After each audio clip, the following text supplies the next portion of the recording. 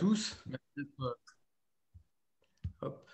Merci d'être à l'heure. Donc je vous remercie d'être là pour ce webinaire sur la protection de l'enfance. C'est un sujet qui nous tient tous à cœur et c'était important d'organiser un webinaire maintenant. D'abord parce que ce sujet il est trop peu connu, trop mal appréhendé à la fois du grand public et des élus, mais aussi parce que justement il y a des élections départementales qui approchent, là, qui auront lieu les 20 et 27 juin. Et comme c'est une compétence essentiellement départementale, la protection de l'enfance, enfin, sous ses différents aspects, on va en reparler, et que bon nombre d'entre vous seront candidats à ces élections. Et j'espère demain aux responsabilités, c'était important de pouvoir vous présenter ce sujet dans ce timing. Donc, merci beaucoup pour votre présence et votre engagement. C'est une conférence qui va durer jusqu'à 20 heures, avant un petit focus sur le département de la Loire-Atlantique que je représente et qui, lui, ne sera pas enregistré à destination de nos élus locaux. Pour traiter le sujet de la façon la plus exhaustive possible, on accueille 4 intervenants de grande qualité. Lies Loufoque, donc membre du Conseil national de la protection de l'enfance, ancien enfant placé, lanceur d'alerte, on peut le dire, et auteur d'ouvrages sur le sujet. Laurent Boyer, président de l'association Les Papillons pour une libération de la parole autour des maltraitances infantiles. Xavier Iacovelli, secrétaire général de Territoire de Progrès et sénateur des Hauts-de-Seine, qui est très investi sur ces questions. Et enfin, Hugo Lemaître, référent des Jeunes avec Macron du Loiret, co-rédacteur de rapports sur le harcèlement scolaire et la prostitution des mineurs. Encore merci à vous tous de nous faire part de vos expériences ce soir. Je vais commencer cette visio en passant la parole en introduction à Aymeric Provost, qui est chargé de mission sur la protection de l'enfance pour les JAM et pour la République en marche. Bonsoir Vincent, bonsoir à toutes et à tous. Merci pour l'invitation. Je suis ravi de pouvoir parler de ce sujet ô combien essentiel pour nous tous, je pense, ici. Pour moi, l'action sociale, c'est le cœur du métier du département. Aussi bien sur la lutte contre l'exclusion et la pauvreté, via notamment le RSA, aussi bien sur l'aide aux personnes handicapées, il y a notamment la maison des personnes, la MDPH, que sur l'aide aux personnes âgées, notamment avec la prise en charge de l'autonomie, et puis forcément l'aide sociale à l'enfance, qui est un des plus gros budgets de chaque département, malgré, on a pu le voir, et je pense qu'on va en parler ce soir, de nombreuses disparités entre les départements. Pourquoi ces disparités? Parce qu'aujourd'hui, justement, l'ASE, elle dépend forcément de la politique, on va dire, volontariste ou non, du département.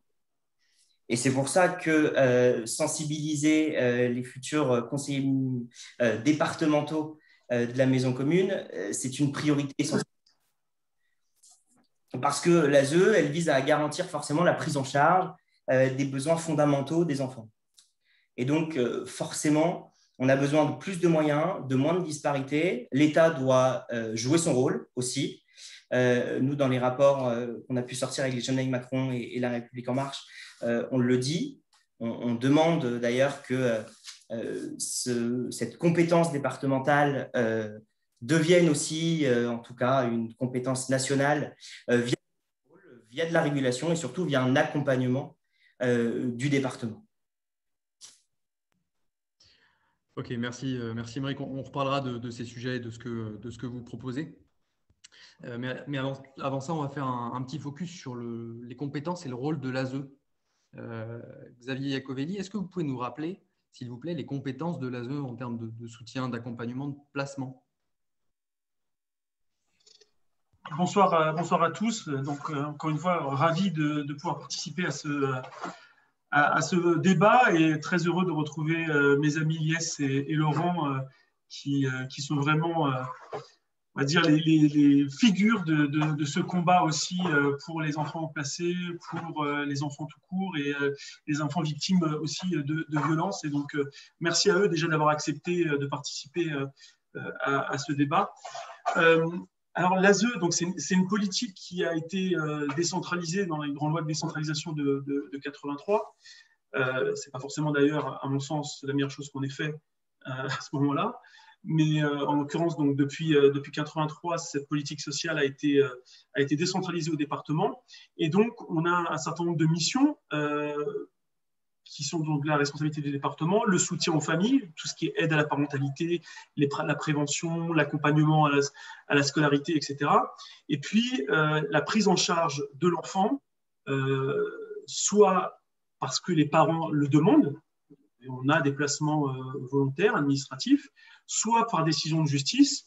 Et dans ces cas-là, c'est toujours l'ASE qui a cette compétence pour prendre en charge l'enfant et qui est, comme le nom l'indique, une protection de l'enfant. Et c'est là où le bât blesse souvent. Parce que sans faire une généralité, on a un dysfonctionnement aujourd'hui de la protection de l'enfance, mais je pense que Lies et Laurent pourront en parler. On a un dysfonctionnement de la protection de l'enfance par manque de volonté politique, par manque de moyens de certains départements. Je disais dans le chat, pourquoi est-ce qu'on n'en parle pas assez? Pourquoi? En fait, parce que ça ne rapporte aucune voix électorale, tout simplement.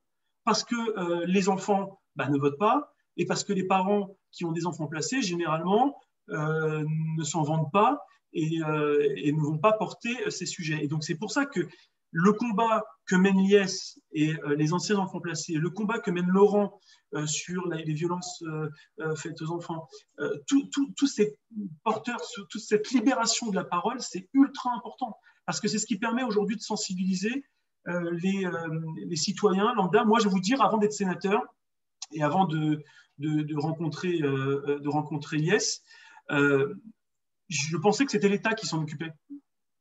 Naïvement, je pensais qu'un enfant qui était placé, c'était l'État, il n'y avait pas de soucis, ils étaient effectivement dans des foyers ou dans des familles d'accueil, mais globalement, c'était l'État. Je ne savais pas que c'était le département et je ne savais surtout pas qu'on avait une politique d'accueil différente d'un département à l'autre.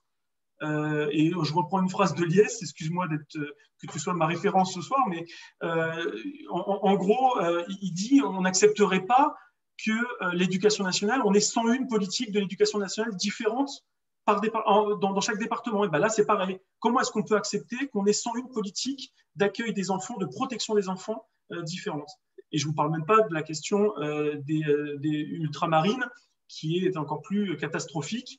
Je pense notamment à Mayotte, où la question des enfants MNA, les mineurs non accompagnés, est encore plus problématique que ce qu'elle peut l'être dans le territoire métropolitain.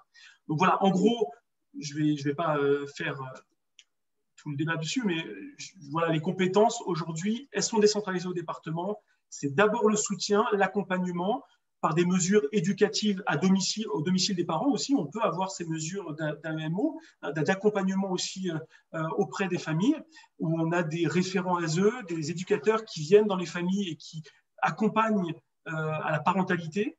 Et puis, on va jusqu'au placement en foyer ou en famille d'accueil. Dans le meilleur des cas, parce que on en parlera certainement tout à l'heure, mais dans le pire des cas, on a des placements à l'hôtel et sans encadrement, sans référent, avec des problèmes de prostitution, des problèmes de drogue. Et moi, Lies est très au courant, mais moi, dans ma ville, dans mon département, il y a même eu un gamin qui s'appelait Jess, qui a été poignardé par un autre gamin, faute d'encadrement. Le gamin avait 15 ans, 16 ans, je crois. Celui qui a poignardé en avait 15. Et voilà, c'est ça la triste réalité aujourd'hui de la protection de l'enfance dans notre pays. Voilà. Et justement, Lies, sur le placement lui-même, l'acheminement d'un placement, ça se passe comment? Est-ce que tu peux nous en dire deux mots? Et puis également sur les différents types d'accueil. On parlait de l'accueil en hôtel, là, mais je crois qu'il y a différents accueils d'urgence, court terme, long terme. Déjà, bonsoir à toutes et à tous. Merci beaucoup pour cette invitation. J'avais été surpris au départ quand je l'ai reçue parce que je me suis dit, vu comment j'ai été très critique ces derniers mois, ces dernières années sur la politique du gouvernement en matière de protection de l'enfance, voilà, ça me fait plaisir du coup de partager ce moment avec vous parce que je pense que dans le débat, on peut toujours trouver une façon de s'en sortir par le haut et pour moi, c'est le meilleur moyen de faire avancer ma lutte, la lutte qu'on porte avec l'association Repère notamment. Voilà, je suis désolé, mais il faut que je rebondisse sur deux petites choses qui ont été dites. La première, c'est sur la décentralisation de la protection de l'enfance. Je suis farouchement, et tout le monde le sait, mais opposé à la décentralisation de cette politique publique. Et je suis très heureux de voir que c'est un sentiment qui est partagé par certains d'entre vous, puisque ça a été très compliqué de faire comprendre à la fois aux responsables politiques nationaux mais locaux que la décentralisation avait généré dans bon nombre de parcours d'enfants placés du chaos, de l'instabilité, de la violence aussi.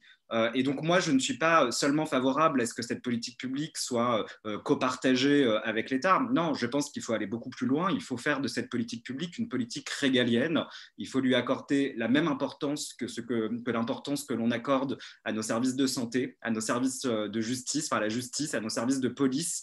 Et ça, c'est fondamental parce qu'il n'y a que comme ça qu'on pourra homogénéiser le système de protection de l'enfance sur le territoire national, qu'on pourra également opérer des changements structurels importants, nécessaires. Je rappelle quand même que le Parlement, quand il s'agit de voter des lois relatives à la protection de l'enfance, n'a toujours pas son mot à dire sur tout un tas de sujets, puisqu'il y a ce fameux principe constitutionnel de libre administration des territoires qui fait du président de département le chef de file en matière de protection de l'enfance, donc le souverain finalement de cette politique publique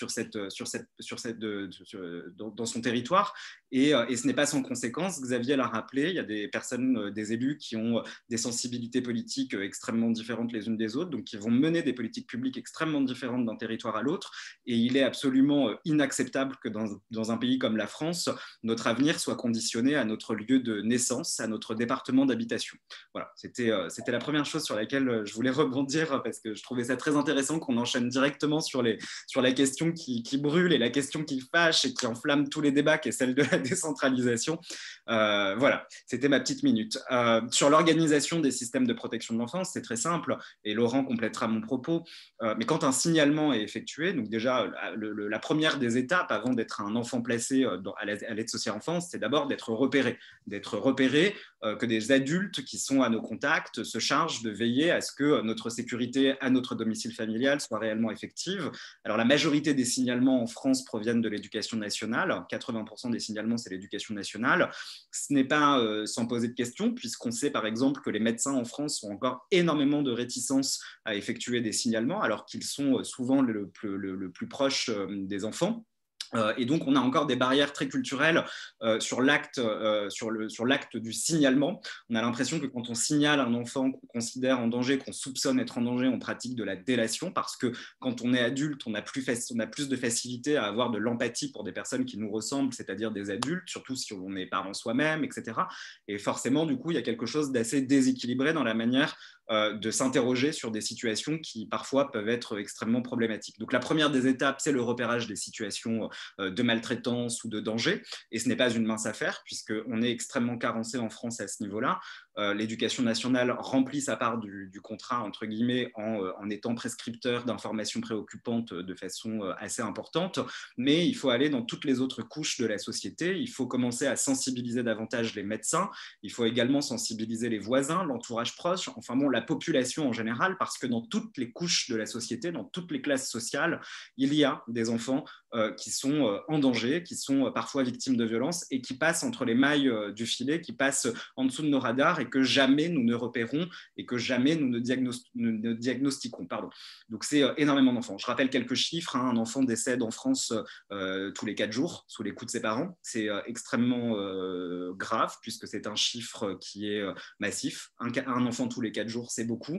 Et puis c'est un enfant qui est victime de viol ou de tentative de viol toutes les heures dans notre pays et 200 enfants chaque jour qui franchissent la porte d'un commissariat pour des faits de maltraitance. Je cite ici uniquement les statistiques du ministère de la Justice et du ministère de l'Intérieur.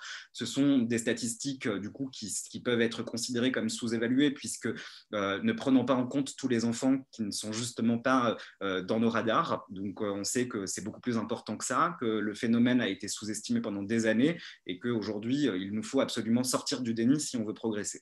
Alors il y a cette étape du repérage des situations de danger. Du signalement donc à la cellule de recueil d'informations préoccupantes du département, puisque ce sont, Xavier l'a dit, les départements qui sont en charge de cette politique publique. Donc contrairement à ce qu'on pourrait penser, ces signalements n'arrivent pas sur un bureau au sein d'un ministère, ils arrivent dans un tout petit bureau, caché dans un tout petit département. Voilà. Et ça, c'est aussi pas sans poser de questions, parce que souvent les cellules de recueil d'informations préoccupantes qui sont justement notre service d'urgence en protection de l'enfance, ça a la même valeur qu'un hôpital en période de crise. C'est ceux qui reçoivent le premier témoignage et c'est ceux qui sont chargés d'évaluer en fonction de ce qui aura pu être écrit, en menant également des investigations, si oui ou non le parquet mérite ou pas d'être saisi. Donc c'est une étape fondamentale, c'est peut-être même l'étape la plus importante en protection de l'enfance. Et donc ce signalement arrive à la cellule de recueil d'informations préoccupantes du département. Il y a une évaluation qui est menée par des professionnels, normalement en équipe pluridisciplinaire, car depuis la loi du 14 mars 2016 relative à la protection de l'enfance, on a demandé à ce que ces évaluations d'informations préoccupantes ne soient plus seulement le fait d'une personne qui serait isolée dans ce travail très complexe, mais bien d'une équipe composée de plusieurs disciplines différentes pour avoir une qualité d'évaluation suffisamment précise, étayée et fine. Et en fonction de cette évaluation, soit l'information préoccupante est classée, c'est-à-dire hop, on passe l'affaire et on estime que le danger n'est pas caractérisé, on estime que le signalement n'avait pas vraiment lieu d'être ou que les éléments portés à notre connaissance ne sont pas suffisamment flippants pour qu'on ait à saisir la justice. Et sinon, on a l'autre cas de figure où en effet les éléments sont suffisamment probants, les craintes sont réellement fondées et donc là, la CRIP va solliciter le parquet. Le parquet va avoir la possibilité de délivrer, ordonner ce qu'on appelle les ordonnances de placement provisoire. Dans notre jargon, il y a beaucoup de sigles, on appelle ça les OPP. Les OPP, c'est souvent 2 semaines, 1 mois. On va extraire l'enfant en urgence de l'environnement familial, de son milieu familial, pour le placer temporairement dans un centre d'hébergement d'urgence ou dans une pouponnière, ce sont des foyers pour bébés, ou dans une famille d'accueil s'il y a de la place, et il y en a de moins en moins dans ce pays.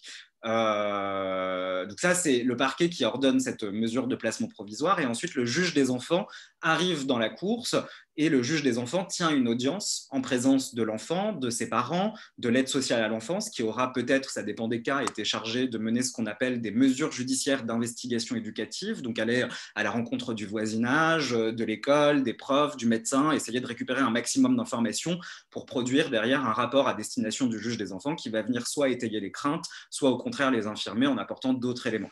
Et donc cette audience se déroule en cabinet et le juge des enfants à ce moment-là peut prendre plusieurs décisions.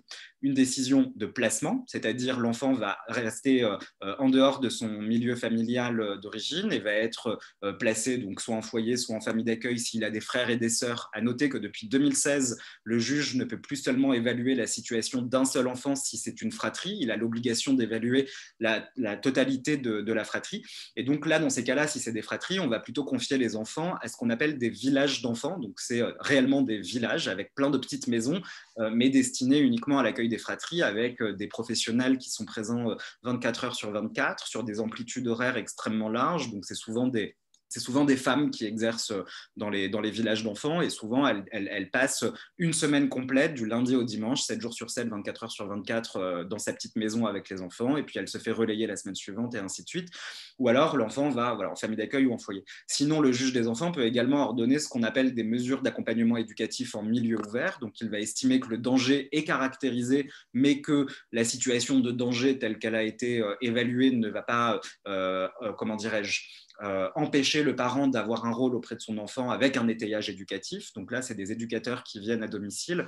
Et peut-être qu'au fil de la discussion, on reviendra sur ce sujet assez précis, puisqu'on parle rarement de ces mesures de placement à domicile. Et c'est bien dommage, parce qu'elles sont de plus en plus nombreuses.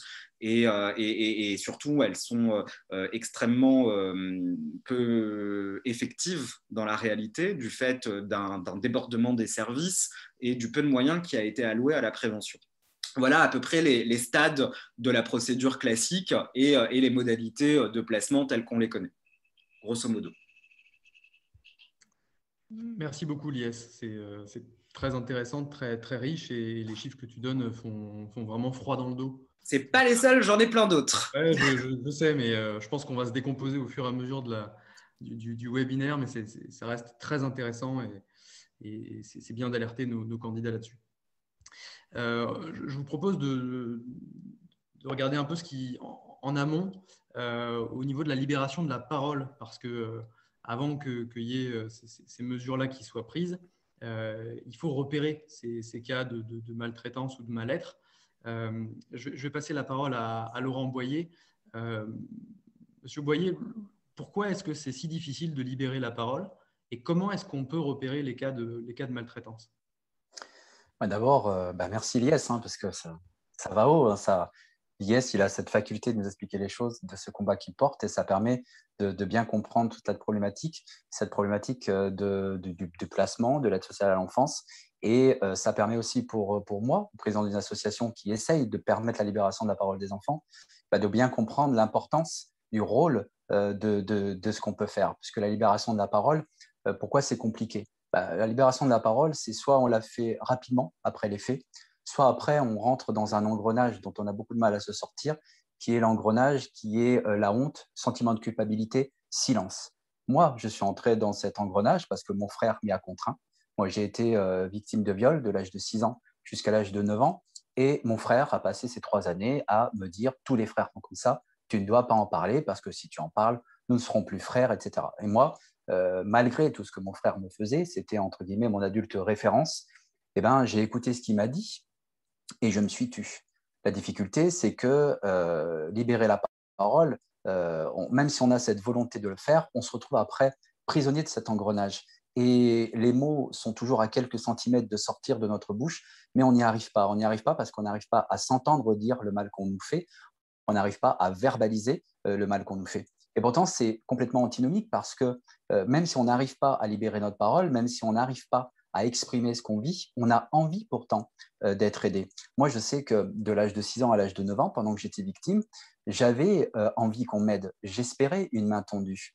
Même si je n'étais pas en capacité de la demander, si je n'étais pas en capacité de la verbaliser, j'espérais cette main tendue. Et il y avait 2 endroits, puisque moi j'étais victime dans ma famille, il y avait 2 endroits où j'étais en capacité d'avoir encore confiance dans un adulte.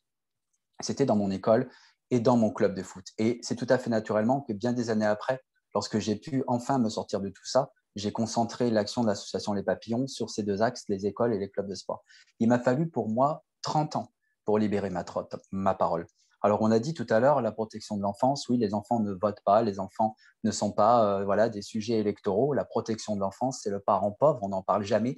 Et pourtant, libérer sa parole, c'est un vrai enjeu de santé publique parce que moi, j'ai mis 30 ans pour libérer ma parole, 30 ans où on rentre dans des phénomènes d'addiction, des phénomènes de comportement un petit peu borderline, où on développe aussi des maladies parce que ce silence, ce poids qu'on porte, eh bien, nous fait développer des maladies. Donc, je sais, et nous sommes nombreux, trop nombreux malheureusement, à connaître le poids, le prix du silence.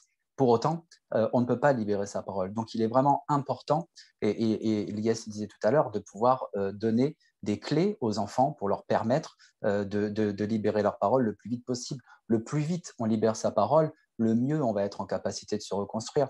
Le but, ce n'est pas d'empêcher que ça arrive. On n'est pas dupes, tous et toutes, les uns et les autres. On sait qu'on n'arrivera pas à empêcher que des ogres, comme je les appelle, s'approchent de nos enfants, leur fassent du mal, ou que des enfants soient victimes de violences physiques, parfois même aussi, selon les mots qu'on reçoit, de violences psychologiques. Toutes ces violences, on ne pourra pas les empêcher. Le but, vraiment, de nos actions, c'est d'essayer de permettre le plus vite la libération de la parole des enfants. Comment reconnaître? C'est là la difficulté. Elle est encore une fois antinomique avec nos volontés d'être aidés. C'est qu'en même temps, on a cette envie d'être aidé, mais en même temps, on fait absolument tout pour qu'on nous laisse tranquille, pour qu'on ne voit pas qu'on est victime, pour pas qu'on nous pose des questions. Inconsciemment, on ne veut pas qu'on nous pose des questions parce qu'on n'a pas les réponses, ou alors on a peur des réponses, et alors on préfère faire comme si. On glisse dans la vie, on fait comme si. C'est très compliqué de pouvoir donner comme ça une liste de signaux de maltraitance, parce que chaque enfant d'ailleurs va envoyer son propre signal, et en face, l'adulte qui va peut-être être formé, ils ne sont pas nombreux, mais qui va peut-être être formé à la détection, ne va pas percevoir le signal que va lui envoyer un enfant. Les signaux de maltraitance qu'envoie un enfant, c'est forcément tous les changements, toutes les modifications dans une habitude, dans un comportement qui doivent alerter l'adulte. C'est un enfant qui va manger trop, beaucoup plus que d'habitude, ou alors beaucoup moins. C'est un enfant qui va développer une difficulté par rapport à la propreté, soit il va se laver énormément très très souvent pour laver quelque chose qu'il a en lui, ou alors au contraire, il va devenir un enfant sale. C'est un enfant qui va se replier sur lui-même, c'est un enfant qui… Tous ces changements doivent nous alerter. Mais la problématique, et Eliès l'a fort bien dit tout à l'heure, et Xavier aussi, c'est qu'on est dans un monde d'adultes, et dans ce monde d'adultes, on essaye toujours de trouver une explication rationnelle. Il y a toujours une raison pour qu'un enfant ait un comportement qui nous paraît un petit peu bizarre, la crise de l'adolescence, ou alors c'est normal, ses parents se séparent, ou c'est un enfant caractériel. On ne va pas chercher plus loin. Et la vraie problématique, et c'est pour ça que ce webinaire ce soir est important pour des personnes qui vont demain être en capacité de pouvoir agir en termes de protection de l'enfance dans leur département. La vraie problématique, elle est celle-ci, c'est qu'avant même de chercher à détecter les signaux de maltraitance, il faut donner la possibilité aux enfants de eux-mêmes libérer cette parole. La vraie problématique, c'est que trop souvent, on ne met pas au cœur de nos préoccupations la question des violences faites aux enfants. On va toujours chercher une autre raison, une autre explication. Quand on mettra cette première raison, quand on se posera cette première question sur est-ce que cet enfant est potentiellement victime de violence, eh bien on pourra peut-être derrière faire découler beaucoup de choses, et forcément ces signaux de maltraitance qui sont si compliqués à percevoir et si compliqués à exprimer pour les enfants, naturellement ils se feront de même. Donc voilà, c'est toujours la même difficulté, et elle a été fort bien exprimée. Nous sommes trop dans un monde d'adultes, nous pensons trop en tant qu'adultes, nous oublions que nous avons été nous-mêmes des enfants, et trop souvent, moi je veux dire, dans les mots qu'on reçoit, on reçoit souvent des mots dans une école où on a un enfant qui est désigné comme le harceleur, on reçoit beaucoup de mots, et puis tout d'un coup, au milieu de ces mots qu'on reçoit, on va recevoir le mot du harceleur, parce qu'il va nous exprimer une situation qu'il vit à son domicile, et ça va nous permettre de comprendre. Donc, il faut toujours essayer de se mettre à la hauteur de l'enfant, ça c'est une certitude, mais d'essayer de se poser la question de l'éventualité d'une violence qui peut induire un comportement, qui peut induire une fugue, qui peut induire une tentative de suicide, un changement de comportement inhabituel. C'est ça le principal signal que l'enfant peut nous envoyer. Et c'est en tant qu'adulte en face, on doit être en capacité de le percevoir. On doit toujours être en capacité de se poser la question. C'est la meilleure des évaluations qu'on puisse faire, c'est est-ce que le comportement de cet enfant, est-ce que derrière, il ne peut pas se cacher une problématique de violence familiale, ou de violence sexuelle, de harcèlement scolaire, qui est une vraie violence aussi pour l'enfant. Donc voilà un petit peu cette double problématique, c'est à la fois cette volonté qu'on a de libérer notre parole, et puis cette prison dans laquelle on est plongé si on ne libère pas sa parole rapidement. L'enjeu, il est là, et c'est pour ça que cet enjeu de ce soir est important. L'enjeu, il est là, c'est de permettre la libération de la parole des enfants le plus vite possible. Et c'est une vraie question, et je le redis encore, on ne prend pas assez cette question au sérieux, mais les enfants cabossés d'aujourd'hui seront les adultes bancals de demain, et toutes les politiques qu'on peut mettre en place n'auront aucun intérêt si les adultes qui sont en face sont complètement détruits parce qu'ils ont vécu dans leur enfance. Donc c'est un vrai enjeu, et qui n'est pas assez souvent posé en tant que tel sur la table de ces élections, des campagnes ou de toutes les discussions qu'on peut entendre. Merci Laurent. Et est-ce que vous pouvez nous parler un petit peu des boîtes aux lettres que vous mettez en place avec l'association ? Qu'on essaye de mettre en place, parce que malgré ce que j'ai entendu, il y a quand même parfois 101 politiques de l'éducation nationale. Nos boîtes aux lettres papillons, c'est une boîte aux lettres qui est du nom de l'association Les Papillons, qui est là pour recueillir les mots des enfants sur toutes les violences dont ils peuvent être victimes. Moi, j'ai été victime de violences sexuelles, mais je ne me voyais pas mettre une boîte aux lettres et dire aux enfants « Ah non, toi, tu es victime de harcèlement, tu n'écris pas. Non, toi, tu es victime de violence à la maison, de violence physique, tu n'écris pas. » Donc vraiment, c'est un dispositif qui est pour tous les enfants qui sont en capacité d'écrire. Lorsqu'une boîte aux lettres papillon est déposée dans une école ou dans un club de sport, eh bien, nos bénévoles qui suivent au préalable de cette présentation une formation sur la détection justement des signaux de maltraitance et sur le recueil de la parole des enfants, nos bénévoles expliquent aux enfants via un diaporama vidéo, ils expliquent aux enfants qu'est-ce qu'une infraction, de quoi ils peuvent être victimes, et du fait à quoi va servir cette boîte aux lettres qu'on installe. Et au moins 2 fois par semaine, nos bénévoles récupèrent les courriers. Ce courrier, il est transmis à une adresse mail dédiée au sein de l'association. Là, il y a une cellule de veille qui veille un petit peu aux mots qu'on reçoit, et qui est notamment en charge de lever les éventuels doutes qu'on pourrait avoir. Mais je vous rassure tout de suite, dans notre monde d'adultes, on a toujours l'impression, et on entend souvent cette phrase « vous n'allez pas croire toujours les enfants », etc. Mais les enfants, dans ce qu'ils nous écrivent, il n'y a jamais de travers, c'est clair, c'est net, et c'est tout à fait précis. Et pour nous donner un ordre d'idée, donc ensuite, une fois qu'on a ce courrier, soit ce courrier, il est synonyme pour nous d'une information qui doit être transformée en une information préoccupante. Donc, on transforme ce courrier en une information préoccupante qu'on transmet à la CRIP dont vient de parler l'IS du département concerné avec le mot de l'enfant. Soit on renvoie ce mot pour le chef d'établissement parce que c'est une problématique interne à l'école, ou alors une situation est vécue par l'enfant, un certain mal-être, et donc ça peut justifier, entraîner derrière un accompagnement par les psychologues scolaires de circonscription. Pour vous donner un ordre d'idée, et c'est pour ça d'ailleurs qu'on se bat autant pour que ce dispositif soit déployé de plus grande envergure, malheureusement, les blocages de l'éducation nationale font qu'on a pu mettre, depuis le début de l'année, que 24 boîtes aux lettres dans 24 écoles. Et sur ces seules 24 écoles, 305 mots ont été déposés par les enfants. Donc, il y a une vraie attente des enfants. Et c'est la grande fierté pour nous de voir des enfants de 6 ans, de 7 ans qui nous écrivent. Ce sont des enfants qui n'appelleraient pas le 119 parce qu'ils ne sont pas en capacité de le faire, mais que parce que cet objet est en proximité d'eux, parce que cet objet respecte leur temps, eh bien, les enfants, quand c'est leur moment, eh bien, ils nous écrivent. Et on essaye effectivement, on avait initié des discussions avec l'éducation nationale. Le blocage est au moment de la récupération des courriers. L'école veut absolument que cette récupération des courriers reste en interne de l'école. Et nous, on sait que les enfants n'écriront pas si cette libération de la parole, si ce qu'écrivent les enfants reste et n'est lu uniquement que par l'école. Donc, c'est notre combat, mais on a aussi signé une convention avec le ministère des Sports et on déploie pas mal de boîtes aux lettres dans les différents clubs de sport. Merci. Il y avait une petite question. Est-ce que ces boîtes aux lettres peuvent être installées dans les collèges? Ces boîtes aux lettres sont installées dans les écoles primaires, dans les collèges, dans les lycées. Donc, on en a effectivement dans les collèges. Et d'ailleurs, c'est tout à fait intéressant en matière de lutte contre le harcèlement scolaire. On voit la différence quand les mots sont écrits dans le primaire. Le harcèlement scolaire pour les enfants est encore un peu supportable. On voit d'ailleurs la bascule entre une incivilité scolaire et un harcèlement scolaire. En revanche, lorsque les mots sont déposés par les enfants en collège, alors là, on a une problématique qui est beaucoup plus forte avec des idées de mort qui arrivent, avec des mots en face qui sont beaucoup plus durs. On a aussi la problématique du cyberharcèlement et on a beaucoup plus de problématiques de violence sexuelle intrafamiliales qui nous sont déposées lorsqu'on est au collège. Mais on a aussi quand même des violences sexuelles intrafamiliales en primaire. On a aussi des violences physiques, des punitions qui sont extrêmement fortes.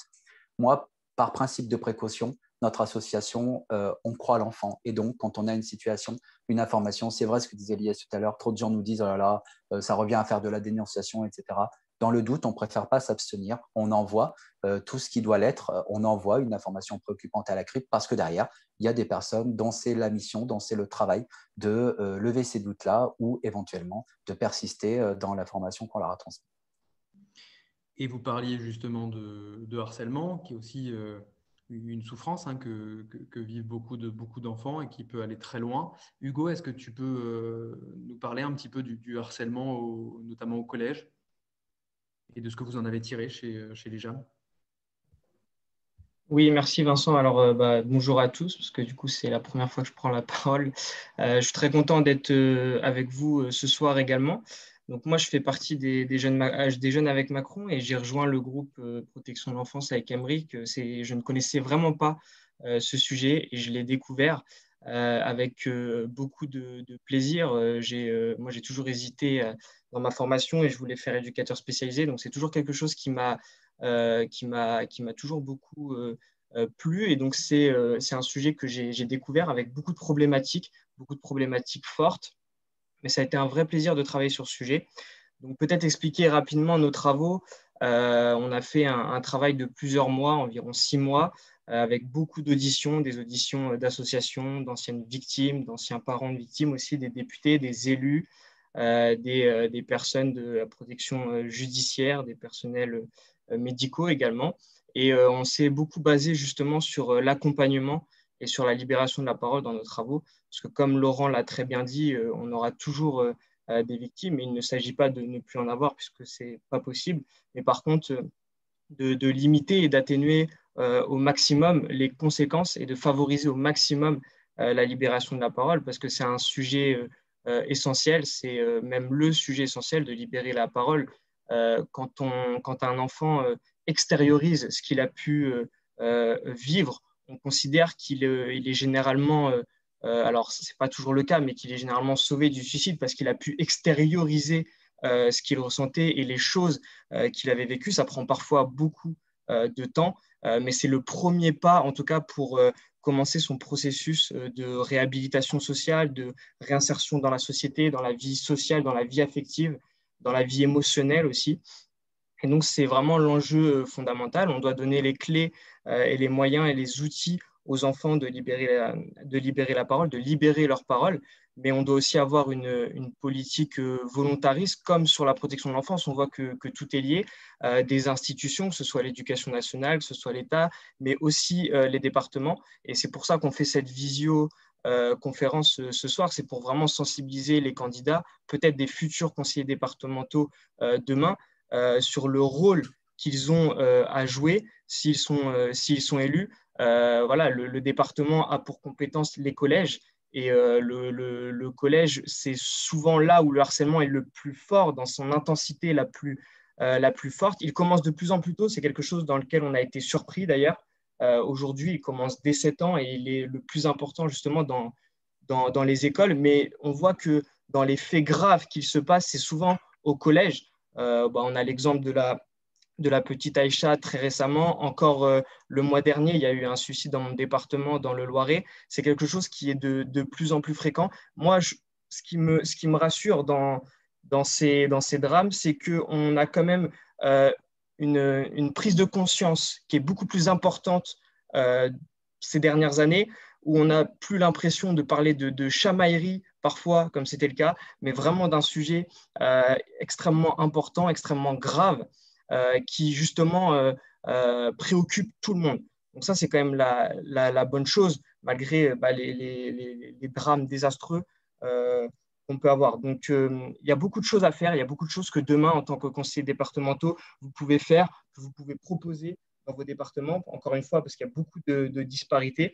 Donc, nous, on a travaillé sur plusieurs propositions, notamment les passerelles de psychologues. Demain, le département peut très bien salarier des psychologues et proposer aux établissements, donc aux collèges, de mettre à disposition des psychologues libéraux qui travailleraient avec les psychologues de l'éducation nationale, justement pour donner des points d'écoute, pour libérer la parole, pour favoriser la libération de la parole dans les collèges.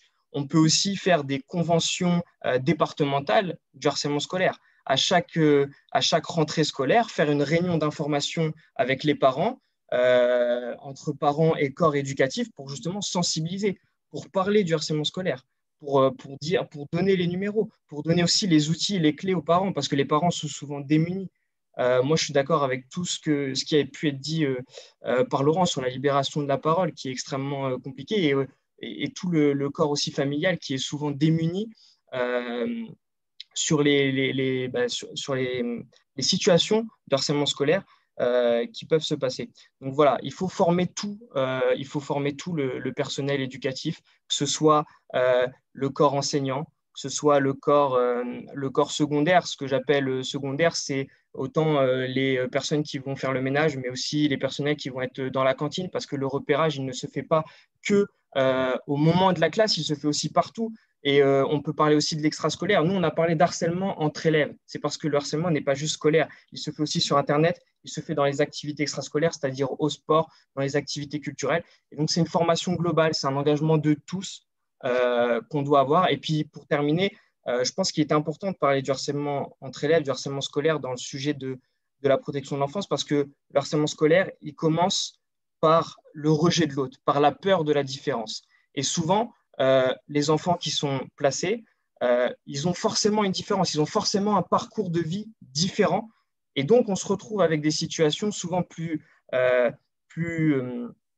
fortes des enfants placés qui vont avoir un harcèlement. Alors, c'est toutes les catégories sociales qui sont touchées par le harcèlement. Mais il y a cette différence, il y a ce rejet de l'autre. Il y a cette différence. Et nous, on est vraiment favorable à ce qu'on remette des cours à la citoyenneté, des cours à la gestion des émotions, pour justement permettre aux enfants d'être sensibilisés dès le plus jeune âge face à cette peur de la différence. Voilà. Merci Hugo. Xavier Liès, sur la question de la formation justement, à la fois des enseignants mais des autres personnels, sur la détection de ces signaux faibles et de la prise en charge. Est-ce que vous pouvez nous dire deux mots? Oui, sur la formation, je vais laisser plutôt Liès intervenir. Moi, j'interviendrai plutôt sur l'aspect aussi politique des choses, et notamment dans le cadre des départementales. Des chiffres, Liès va donner tout à l'heure, mais il y a des chiffres quand même qui sont importants. Mais je vais laisser Liès répondre sur la question de la formation, peut-être. Non, moi, au-delà de la question de la formation, moi, je pense qu'il y a vraiment un fondamental qu'on doit tous avoir en tête, c'est la responsabilité de l'alerte, du signalement ne doit pas peser, ne doit pas reposer uniquement sur les épaules de l'enfant. J'entends beaucoup depuis le MeToo inceste, il faut libérer la parole des enfants, il faut que les enfants parlent, qu'ils alertent, etc. Non, c'est à nous, adultes, d'ouvrir les yeux. Parce qu'un enfant n'a pas les mêmes capacités cognitives que nous, adultes, à pouvoir s'exprimer, mettre des mots sur ce qu'il traverse, alerter un adulte. C'est très, très compliqué. Donc moi, j'insiste vraiment là-dessus. Nous avons tous et toutes une responsabilité en tant qu'adultes et cette responsabilité-là ne doit absolument pas reposer sur les épaules d'un enfant. Et sur les campagnes de prévention notamment, il y a beaucoup de campagnes de prévention à destination des enfants. Il faut appeler le 119, si vous êtes en danger, appelez le 119, etc. Des campagnes auxquelles moi-même j'ai participé parce qu'évidemment, il faut s'adresser aux enfants pour qu'ils comprennent que la situation qu'ils vivent n'est absolument pas normale. Ça, c'est hyper important. Mais quand est-ce qu'on fera des campagnes à destination des personnes violentes? Moi, je pense qu'à un moment, la société a un rôle très important à jouer vis-à-vis des parents qui soit sont maltraitants, soit n'y arrivent plus, etc., etc. Vous voyez, vous, des affiches dans les rues pour sensibiliser autour de la question des violences faites aux enfants dans la sphère familiale, intrafamiliale? Moi, je n'en vois aucune. Il n'y en a pas. On a eu des campagnes d'affichage pour la lutte contre les violences faites aux femmes. On a eu des campagnes d'affichage pour la lutte contre les LGBT-phobies. Nous n'avons aucune campagne d'affichage pour alerter le grand public et les adultes sur ces réalités qui sont dramatiques. Donc là-dessus, je pense qu'on a un vrai travail à faire de changement de paradigme en matière de prévention et surtout resituer la responsabilité au niveau des adultes me paraît être le fondamental de cette lutte. Sinon, on ne s'en sortira pas si on attend que les enfants parlent. Et c'est comme ça qu'on se retrouve avec des enfants qui mettent 30 ans, 40 ans avant de révéler pour la première fois les violences qu'ils ont subies 40 ans plus tôt. Donc, c'est hyper important. Sur la question de la formation, je rappelle que le Code de l'éducation prévoit que tous les professionnels de l'éducation nationale soient dispensés d'une formation pluridisciplinaire avec les acteurs de la protection de l'enfance. C'est des formations qui sont censées être obligatoires et communes avec les professionnels de la protection de l'enfance. Sauf que ces formations, elles ne sont absolument pas mises en œuvre. Ce texte, il date déjà d'il y a une quinzaine d'années, je crois, peut-être 10 ans, et on note que dans la pratique, dans le quotidien, les rectorats, le ministère de l'Éducation nationale, entre autres, n'a toujours pas prévu, n'a toujours pas débloqué de plan de financement pour respecter d'une part la loi, parce que ce sont des formations obligatoires, et la pluridisciplinarité l'est tout autant. Voilà, donc là, on a vraiment des freins dans la formation des professionnels, mais pas que. Je veux dire, les travailleurs sociaux qui, quand même, sont censés... Moi, je suis éducateur spécialisé également. Donc, j'ai fait la formation, j'ai fait 3 années d'études pour être éducateur spécialisé. Et normalement, on est censé être les professionnels les plus compétents, les plus armés pour faire face à ces situations et pour pouvoir y répondre et agir de la meilleure des manières. En 3 années de formation, je n'ai pas eu un module sur la manière dont sur comment on signale un enfant en danger. Donc, les formations dans le travail social, tout comme l'aide sociale enfance, sont très disparates. D'un territoire à l'autre, on va apprendre peut-être plus de choses qu'ailleurs. Les écoles font un peu à leur sauce, souvent à la sauce psychanalytique. Donc, c'est pareil, c'est pas sans poser de questions. Hein. Il y a un vrai enjeu autour de notre référentiel de formation initiale, qui pour moi doit être revu de fond en comble. Mais au-delà des questions de formation, c'est aussi une question d'encadrement légal de ces métiers. Je veux dire, il y a 1 200 000 travailleurs sociaux en France. Nous n'avons toujours pas à ce jour de code de déontologie. Nous n'avons toujours pas de code éthique. Nous n'avons pas d'ordre professionnel qui serait à même de sanctionner des professionnels qui ne rempliraient pas leur mission, qui auraient commis des fautes, ou au contraire pour autoriser les professionnels à exercer. Et moi, je pense que là, ça contribue au foutoir dans lequel on est actuellement. Il va falloir remettre du cadre dans ces professions-là et il va falloir sanctionner les personnes qui ne signalent pas non plus, parce qu'il y a une obligation qui s'impose à tous les citoyens et à toutes les citoyennes, mais également à tous les professionnels, aux médecins y compris, de signaler à chaque doute qu'un enfant peut faire naître chez nous en consultation à l'école, au bureau. Et on se rend compte que cette obligation de signalement n'est souvent pas, on ne la prend pas suffisamment en compte et on a encore de gros blocages à ce niveau-là. Donc formation évidemment, mais commençons par respecter la loi et par débloquer les budgets prévus pour ça. parce que c'est aussi une question d'argent derrière, il ne faut pas se voiler la face. Mais tant qu'on ne décidera pas de débloquer le budget, un budget massif, notamment à l'éducation nationale, pour remplir les prérogatives du code de l'éducation à ce niveau-là, eh bien, on ne pourra pas s'en sortir. Donc, à ce niveau, c'est vrai que c'est plutôt des questions budgétaires. Et pour la profession du social, il y a un vrai enjeu de restructuration des référentiels de formation qui, pour moi, sont obsolètes, datent des années 80 et ont montré très largement leurs limites dans la pratique au quotidien.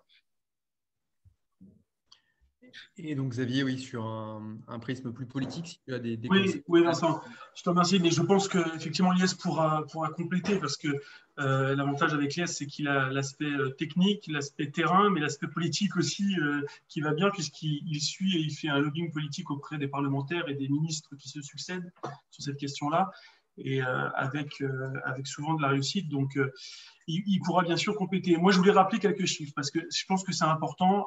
Là, dans cette visio, on a effectivement des candidats aux élections départementales, des militants politiques, des responsables de partis ou de sections locales. Et donc, il me paraît important que vous ayez aussi ces chiffres. On recense à peu près, on est entre 340 et 350 000 enfants avec des mesures éducatives ou de placement. C'est-à-dire, et donc, on a à peu près la moitié qui sont réellement en placement. Donc, quand on dit que la protection de l'enfance, c'est que les placements, on en a parlé tout à l'heure, il n'y a pas que des placements, il y a la moitié en placement, la moitié en mesure éducative, soit à domicile, et comme l'a dit Lies, et moi à titre personnel, ça m'a toujours inquiété, et même la terminologie m'inquiète, le placement à domicile, c'est un moyen de dire, en gros, on n'a plus de place dans les foyers, vos parents sont violents, mais on vous laisse chez eux, et puis on vous enverra un référent à eux quand on a le temps, ou un éducateur quand on a le temps. C'est ça la réalité aujourd'hui du terrain. Et ça, c'est on va dire, dans le meilleur des cas, je ne sais pas s'il y a un meilleur ou un pire, et dans le pire, c'est effectivement les placements à l'hôtel, où on voit des situations, je prends des exemples parce que c'est des exemples qui doivent aussi vous interpeller et qui vous permettent aussi de comprendre la situation.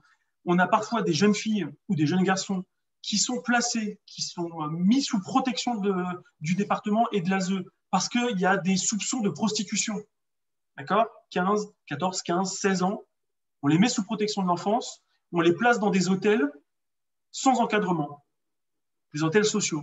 Donc, c'est-à-dire, en gros, on paye, nos impôts payent les chambres pour la prostitution, en gros. C'est ça, en fait, la réalité. Et on ne fournit même pas les capotes, pour être vulgaire. Donc, enfin, franchement, c'est ça aujourd'hui la 5e puissance mondiale, avec des départements, effectivement. Moi, je prends l'exemple de mon département, qui est le département le plus riche de France, qui a 600 enfants à l'hôtel. 600. C'est-à-dire que je crois que, Lies, tu me confirmeras les chiffres, je crois que c'est 3000 à l'échelle Non, 10 000 à l'échelle de la métropole. C'est pire que ça. C'est-à-dire que, bon, en gros, c'est un chiffre de l'Inspection générale des affaires sociales qui a été missionné par le gouvernement pour produire un état des lieux sur les placements hôteliers en France. Et ce qui est dramatique, c'est que l'Inspection générale des affaires sociales n'est pas en mesure de quantifier le phénomène. Donc, elle donne une estimation qui se situe entre 7 500 et 10 000 enfants actuellement placés dans des hôtels. Juste une petite parenthèse à ce sujet. Dans les commentaires, je vois qu'il faut interdire les placements hôteliers. Mais les placements hôteliers sont déjà illégaux. Ce ne sont pas des structures habilitées, ce ne sont pas des structures qui ont reçu une autorisation du préfet et du département, comme c'est souvent le cas, pour pouvoir accueillir des enfants placés par décision de justice. Donc le placement hôtelier est de toute façon déjà illégal. Alors, je ne suis pas sûr qu'il soit illégal, mais en tout cas, il n'est normalement pas prévu. Et en fait, c'est ce flou juridique qui aujourd'hui permet au département, et l'absence de cadre national permet aux départements de faire un peu ce qu'ils veulent au niveau de la protection et donc de mettre ces enfants dans les hôtels.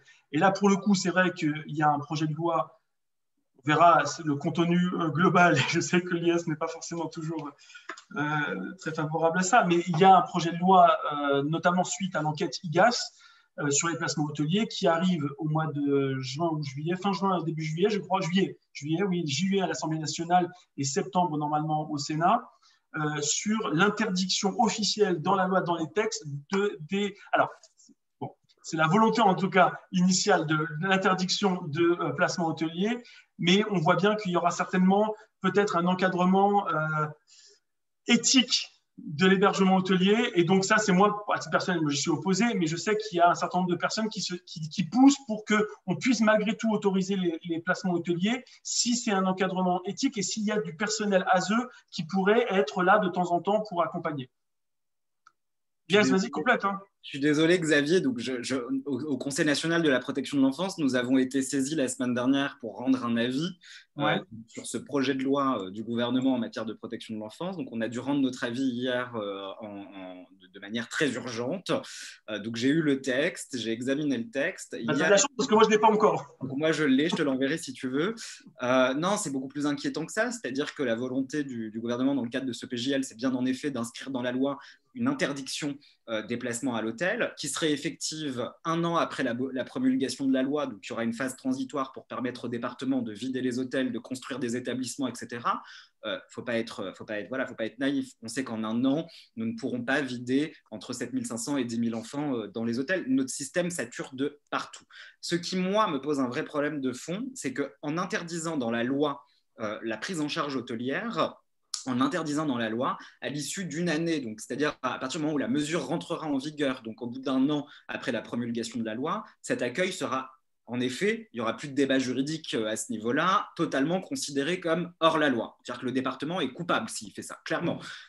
Donc, ce que le département va faire pour éviter que nous, derrière nos petites associations, fassions du contentieux à tout va pour les faire cracher comme il faut, eh bien, il va sortir les gamins des hôtels, mais il va les mettre dans des établissements qui sont déjà suroccupés. Il va les mettre dans des familles d'accueil qui parfois dépassent très largement le nombre d'enfants autorisés par leur agrément, etc., etc. Et on sait que la suroccupation dans les institutions va générer des situations de maltraitance. Donc, c'est à ce niveau-là que c'est très inquiétant. Et par ailleurs, le gouvernement ne prévoit pas une interdiction formelle des prises en charge hôtelières puisqu'il met des conditions où l'enfant pourra être placé à l'hôtel pendant 2 mois. Voilà. C'est le délai. Donc, on a des enfants dans des situations de grand danger qui, au moins pendant 2 mois, pourront être à l'hôtel. Donc, à la fois on interdit et à la fois on inscrit dans le marbre de la loi une forme de légalité qui n'existait pas jusqu'à présent. Et c'est en cela où, pour moi, c'est un recul par rapport à ce qui existe aujourd'hui. C'est que graver dans le marbre de la loi un encadrement des prises en charge hôtelières, c'est cautionner l'utilisation de ce système, c'est cautionner que notre argent public serve à nourrir des marchands de sommeil qui n'ont aucun scrupule à faire de la thune en accueillant que des enfants placés, parce qu'on a des hôtels entiers remplis seulement d'enfants placés, et puis c'est considéré encore une fois qu'on peut faire du proxénétisme, parce que le département, c'est aussi à cette place-là qu'il se met, hein, quand il paye des hôtels où les gamines sont victimes de prostitution, eh bien, en finançant ces hôtels-là, le département est un proxénète. Donc, on accepte finalement ce genre de situation où on va payer pour l'un des plus graves crimes qui puissent, c'est-à-dire le viol d'enfants. Je veux dire, il y a un moment, il faut être cohérent, et si on veut interdire les hôtels, eh bien, on le décide de manière très ferme, aucun enfant dans les hôtels, et le gouvernement, dans ces cas-là, débloque un fonds d'urgence, puisque de toute façon, la question des places, elle n'est pas nouvelle. Je veux dire, c'est pas là où on se réveille et on voit qu'il y a 10 000 enfants dans les hôtels. C'est un problème structurel qui trouve sa source dans un défaut d'attractivité de certains métiers. Je pense ici aux familles d'accueil, qui, rappelons-le quand même, la pyramide des âges nous est très défavorable, puisqu'elles sont quand même toutes quasiment assez âgées, elles sont à des stades d'âge assez avancés, donc proches de la retraite. Et on sait que dans 5 ans, au moins la moitié, voire plus de la moitié des familles d'accueil en France partiront à la retraite. Donc, on risque de perdre la moitié de nos capacités d'accueil, puisqu'il faut savoir que sur les enfants qui ne sont pas placés à domicile, et Xavier, tu as tout à fait raison de dire que c'est un euphémisme, on ne place pas un enfant à domicile, ça n'a pas de sens. Ça ne veut rien dire. C'est des mesures purement budgétaires et économiques sur lesquelles les associations se dépêchent de se positionner dans le cadre d'appel à projets pour élargir un peu et développer leur structure. C'est une honte absolue, ce système. Mais du coup, les départements vont voilà, j'ai perdu le fil de ce que je voulais dire, pardon, mais la pyramide des âges et effectivement voilà, la moitié des enfants placés, c'est-à-dire ceux qui sont en dehors, extraits de leur environnement familial, la moitié sont en foyer, la moitié sont en famille d'accueil. Donc quand on va perdre nos familles d'accueil parce qu'on n'est pas en capacité de recruter de nouvelles familles d'accueil, parce que le métier n'est pas attractif, que les conditions sont extrêmement rigides pour être famille d'accueil, vous ne pouvez pas cumuler avec un autre emploi, vous devez vous consacrer seulement à temps plein à ce job et pour être payé le SMIC. Voilà, donc c'est très ingrat, et c'est souvent d'ailleurs des femmes, c'est souvent des femmes qui exercent ce métier, et c'est des femmes de classe très populaire. Je veux dire, dans le Nord, quand il y a eu la vague de bon, tu m'as compris. Eh bien, on a eu une flambée de demandes d'agrément. Voilà, donc on est aussi lié à ces contraintes et il faut l'avoir en tête parce que derrière, le système de protection de l'enfance que l'on veut pour demain ne pourra, en tout cas le plus protecteur qu'il soit, ne pourra absolument pas voir le jour si on ne règle pas maintenant ce qui doit être réglé structurellement dans notre système. Et par manque d'ailleurs, pas satisfaisante. Par manque de place d'ailleurs dans certaines familles d'accueil, puisque vous savez, c'est comme pour les assistants maternels, ils ont des agréments un agrément correspond à un nombre d'enfants, voilà. Et donc, un agrément, c'est 3 enfants. Et en l'occurrence, je crois que c'est Lies tu m'avais donné cet exemple-là. Je crois qu'il y a une famille du Nord plusieurs familles d'ailleurs du Nord qui ont une multitude d'enfants. Alors, ils n'ont que 3 agréments.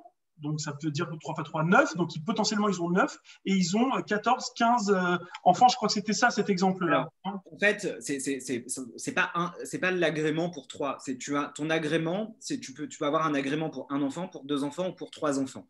Donc, tu as un seul agrément. Oui, c'est ça, ouais. Voilà, et tu peux accueillir jusqu'à 3 enfants. Donc, souvent, les familles d'accueil, ce qu'elles font, et puis alors dans le Nord, ça s'est vu à gogo, ouais. C'est qu'elles demandent l'agrément pour être famille d'accueil, donc elles ont un agrément pour 3. Et puis leur mari va aussi demander un agrément pour accueillir des enfants placés, et puis il va avoir un agrément pour 3, ce qui fait qu'ils sont 6 à la maison, ils cumulent 6 SMIC. Le plus gros salaire à la Fondation Grancher, qui est une association, une fondation spécialisée dans le placement familial, ce n'est pas le salaire de la directrice générale, de la Big Boss, c'est une famille d'accueil qui détient le plus haut salaire, parce que justement, il y a cet effet de multiplicité du nombre d'enfants placés. Quand on est marié et que les 2 conjoints ont tous les 2 des agréments, qui fait que voilà, on peut démultiplier comme ça les salaires. Et à Mayotte, tu l'as dit, les Outre-mer, c'est ravagé là-bas.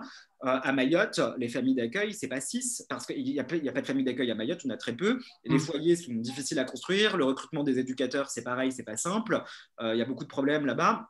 Et du coup, le département a autorisé les familles d'accueil à accueillir 10, 12 enfants chez elles. Donc, on se retrouve avec des mini-villages en famille d'accueil, quoi. Et il y a une question, si tu me permets, Vincent, il y a une question qui me paraît aussi important de mettre dans le débat, c'est la question de la fin de ce placement.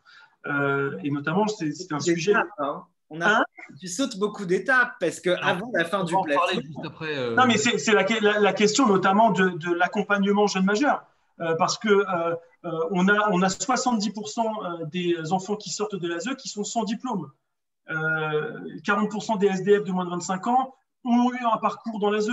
Donc ça, c'est des chiffres qui sont quand même inacceptables dans notre pays, quoi. Et donc, effectivement, il faut savoir qu'en France, l'âge moyen de décohabitation, pour tout le monde, en gros, l'âge moyen, c'est 27 ans. Donc, en gros, on a des tanguis, quoi, en France. Mais en fait, ceux qui sont sous protection des départements, sous protection de nos institutions, eux, ils n'ont pas le droit d'être des tanguis comme les autres. Et à 18 ans, ils sont jetés à la rue avec ou sans formation. Et donc là, il y a un vrai souci. Et là, on voit des disparités d'un département à l'autre, des départements qui s'engagent malgré tout à soutenir certains jeunes jusqu'à la fin de leur formation pour qu'ils puissent sortir de l'ASE avec au moins un diplôme et à rentrer dans la vie active avec un bagage, et d'autres qui, le jour de leurs 18 ans, leur disent « c'est fini, on ne prend plus en charge ». Et ça, c'est aussi la réalité de nos départements. Mais Lies, tu connais mieux le sujet que moi. Merci Xavier, tu as introduit en fait ce parcours. On conclura notamment avec un témoignage de Jean-Michel Beau qui nous rejoindra en toute fin de réunion. Avant ça, je voudrais bien qu'on revienne un tout petit peu sur la protection des enfants placés, notamment le sujet des fugues et le sujet de la prostitution qui est assez récurrente et sur laquelle ont travaillé Émeric et Hugo. Hugo, est-ce que tu peux nous en dire 2 mots, s'il te plaît ? Ouais, je voulais juste en un mot et une phrase rebondir sur tout ce qui a été dit par Xavier et Lies. C'est juste pour donner un témoignage, moi, dans mon département, et j'aurais juste besoin de le donner, ça voudra dire beaucoup de choses. Dans le Loiret, on n'a que 6 maisons d'enfance à caractère social, 12 dans l'Indre-et-Loire, qui est le département juste à côté, pour à peu près les mêmes effectifs d'enfants placés. Et donc, la solution qui a été trouvée et auquel je me bats et je vais me battre contre d'ailleurs, c'est du coup 300 placements à domicile pour compenser le manque de place dans les maisons d'enfance à caractère social, dans les foyers. Donc, ça veut tout dire. Voilà. Donc, pour les fugues, et puis après, ça va me permettre d'introduire avec le sujet de la prostitution des mineurs. 3 choses à retenir sur les fugues. Alors d'abord, on ne parle pas d'une fugue de quelques heures, d'une heure, 2 heures, 12 heures. Enfin, on parle vraiment d'une absence assez longue, d'au moins 12 heures, parfois souvent 24 heures et parfois quelques jours. Quand il y a une fugue, c'est qu'il y a quelque chose qui ne va pas. C'est souvent synonyme d'un danger. Voilà, c'est un fait. Ça doit alarmer. On doit vraiment s'en préoccuper. Et ça pose tout de suite la question du repérage pour justement éviter ces fugues. Repérage au sein des familles d'accueil, au sein des foyers, au sein de tous les lieux d'accueil des enfants placés, des personnes qui vont pouvoir, des enfants qui vont fuguer, souvent des adolescents.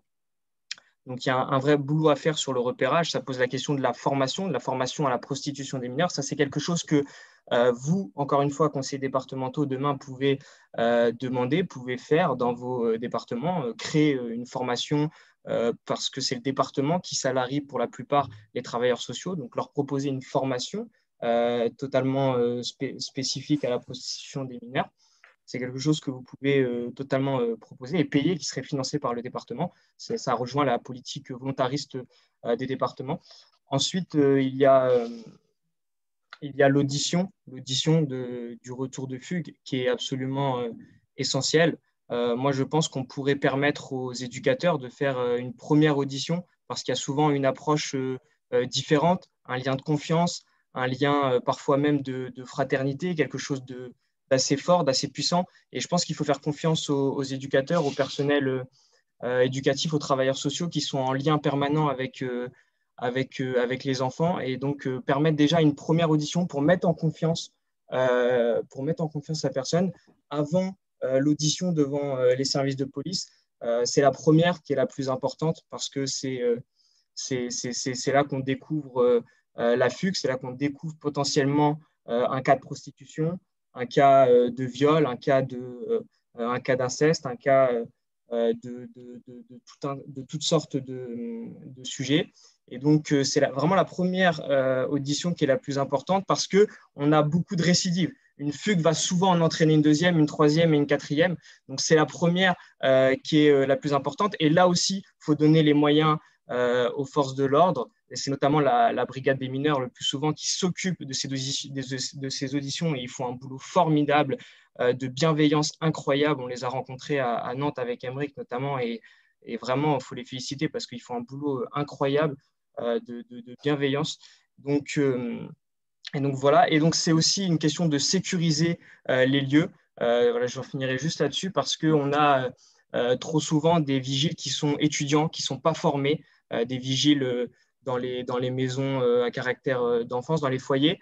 Et donc, forcément, un étudiant qui est vigile dans un foyer n'a pas la formation, n'a pas les compétences pour repérer ces signes-là, pour permettre d'éviter les fugues, pour permettre d'éviter qu'un mineur se fasse recruter par un proxénète dans un foyer ou tout simplement fugue pour aller se prostituer. Donc, ça me permet d'introduire avec le sujet de la prostitution des mineurs, qui est le second rapport que nous avons sorti avec les jeunes avec Macron. Donc pareil, il y a un rapport très long, un travail vraiment intense avec un panel d'auditions de professionnels, d'anciennes victimes, d'associations. Donc un chiffre, 6 000 à 10 000 personnes se prostitueraient en France. C'est bien évidemment moins que la vérité, puisqu'on n'a pas d'études sociologiques sur ce sujet-là. C'est d'ailleurs ce qu'on propose, d'avoir de véritables chiffres, une véritable vérité sur ce sujet, parce que c'est encore un sujet qui est trop peu, encore davantage que le harcèlement scolaire, qui est beaucoup trop peu évoqué dans le débat public. Et voilà, il commence, nous on fait un rapport, Adrien Taquet a aussi demandé un rapport sur la prostitution des mineurs. Donc encore une fois, ça va dans le bon sens, mais c'est encore bien au-delà et c'est un sujet qui va, je l'espère, prendre beaucoup plus d'importance dans le débat public. La définition de la prostitution des mineurs, elle est assez simple. C'est un mineur qui va, avec un exploitant ou non, mettre à disposition son corps en contrepartie d'une promesse de rémunération ou d'une rémunération. Pour être très cru, mais ça va parler à tout le monde, un McDo contre une fellation, c'est de la prostitution. Voilà, c'est cru, mais c'est la réalité des faits et c'est ce qui se passe. Les profils des mineurs, ce sont souvent et même toujours des personnes qui ont subi un traumatisme, souvent du harcèlement, un problème, un parcours de vie dans leur famille, quelque chose, un traumatisme qui a fait que la personne va avoir besoin de prendre une revanche sur la vie, de prendre une revanche sur ce qu'elle a vécu, de s'émanciper, de reprendre le contrôle sur quelque chose. C'est ce qu'elle croit, c'est ce qu'elle pense, mais en fait, ça va être tout le contraire, puisqu'elle va rentrer dans un engrenage qui est extrêmement compliqué et qui est difficile à sortir et à fuir, voire même impossible. Les proxénètes, c'est souvent leur premier boulot. On appelle ça les MAC. Et donc, aujourd'hui, on a une vraie complexité des réseaux de proxénétisme. On a souvent un proxénète qui a une personne, donc souvent des jeunes filles, parfois des jeunes hommes, mais surtout des jeunes filles. On va dire, je le mets entre guillemets, mais marchandise, parce que c'est vraiment de ça dont il s'agit. C'est une vraie exploitation. Donc, c'est comme ça qu'on l'a requalifié, une vraie exploitation. Donc, on a vraiment cette vision d'une marchandise qu'on trimballe à droite et à gauche pour se faire de l'argent.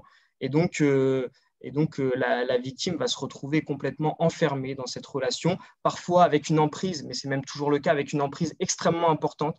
Elle est souvent amoureuse, ou il est souvent amoureux de son MAC. Et donc, il y a une vraie emprise. Et c'est pour ça que les victimes ne se sentent pas réellement victimes. C'est pour ça qu'on a des procès relativement longs, parce que justement, la victime ne se sent pas victime et protège en quelque sorte son bourreau, son proxénète.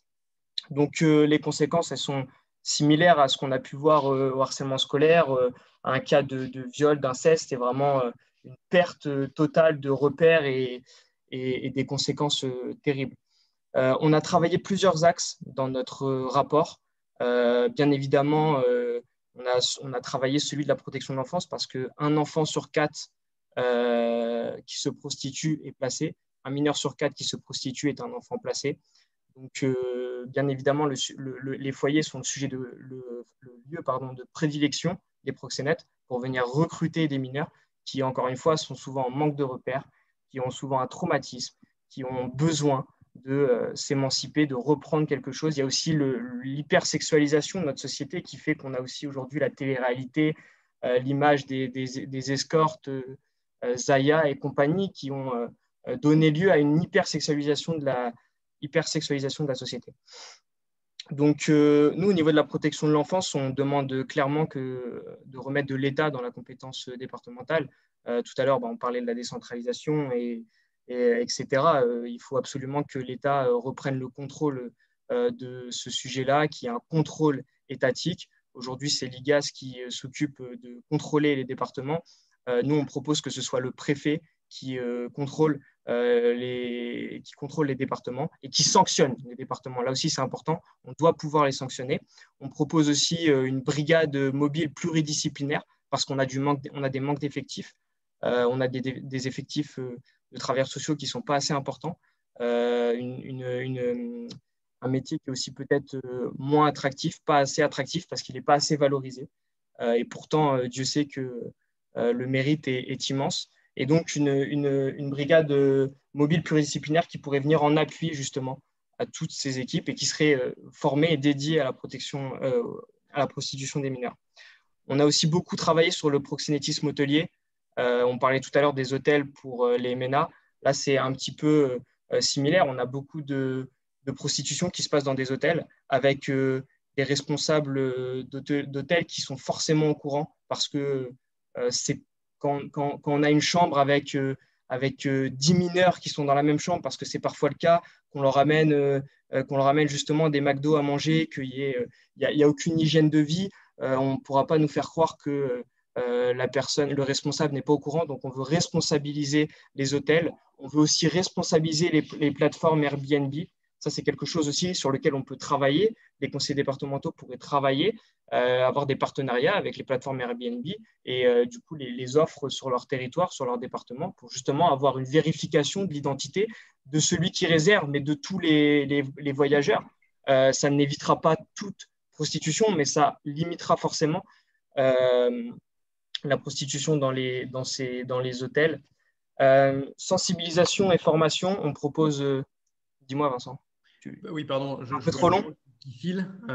Excuse-moi. Les propositions sont super intéressantes. Alors, je finirai juste par dire que vraiment ce qu'on souhaite, et vraiment on le dit, on l'a dit au ministre et on le redit, c'est de faire de la prostitution des mineurs une priorité nationale. Vraiment, c'est quelque chose d'essentiel. On veut que la prostitution des mineurs ait sa place dans le débat public et que ça devienne une priorité nationale.